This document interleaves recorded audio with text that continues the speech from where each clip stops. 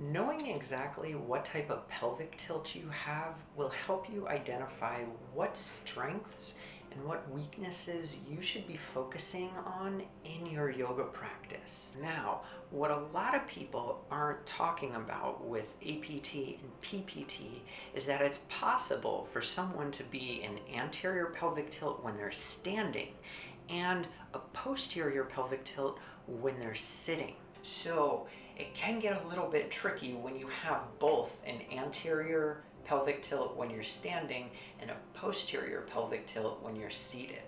How do you know you have a posterior pelvic tilt when you're seated? Have you ever done Triam Mukha Ekapada Paschimottanasana? Yeah, not just saying it, but doing the posture where the knee is bent back. If you've ever done that posture and you're leaning off to the side, chances are you have a pretty deep posterior pelvic tilt.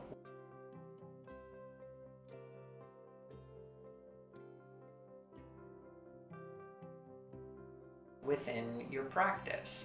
Doesn't mean that it's the go-to case, but it's a possibility. How do you know you have an anterior pelvic tilt when standing? If you've ever stood around in a job doing whatever it is that you're doing, maybe you're slinging coffee or you're a bank teller, or even after a really long run or a long walk, if you're starting to feel tight in the low back and needing that stretch through the QL muscles, there's a high probability that you have an anterior there's a high probability that you have an anterior pelvic tilt. Try saying that 5 times fast. So how exactly does one identify anterior pelvic tilt or posterior pelvic tilt? Well, there's a really simple, easy way to find this out for yourself. At the front of the hip is called your ASIS. It's your anterior superior iliac spine, and it's a bony point at the front of the hip. And so I want you to locate that on your body. So feel around and you start to feel the top of the iliac crest in the back, and then come forward, identifying this bony point at the front. Now, you may place a piece of tape, or if you don't have tape, you can stand in front of a mirror holding one finger at your ASIS, your anterior superior iliac spine. Then with the opposite hand, I want you to find on the back your PSIS, or posterior superior iliac spine. And so again, it's another bony point at the peak in the back here. So you're finding like the top of the iliac crest in the back, work your way down, and there's another like bony prominence, something that like just sticks out. And so you'll find that, and keeping your hand on the front, you can identify in a mirror which is higher and which is lower. So if the front, the ASIS is lower than the PSIS, you have an anterior pelvic tilt, such as myself. I have an anterior pelvic tilt.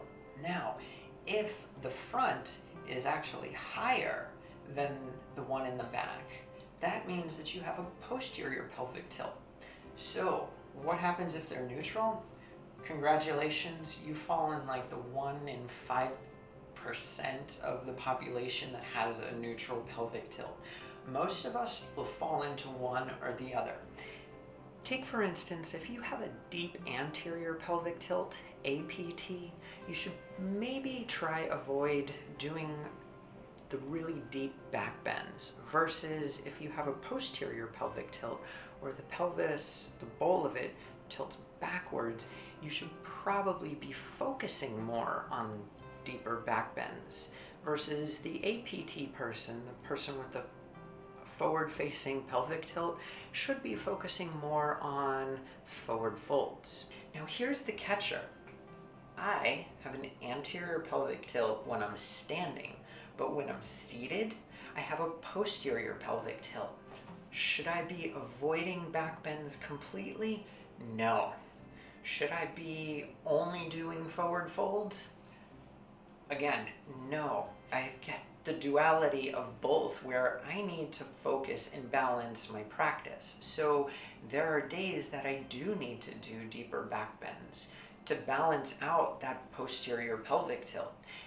But the back bends that I need to do focus more on expansion of the chest retracting the scapula down the spine, and opening across the pectoral minor muscle. Now, that's a little bit different than just doing a back bend where I'm doing full Urdhva Dhanurasana, doing the deeper Kapotasana.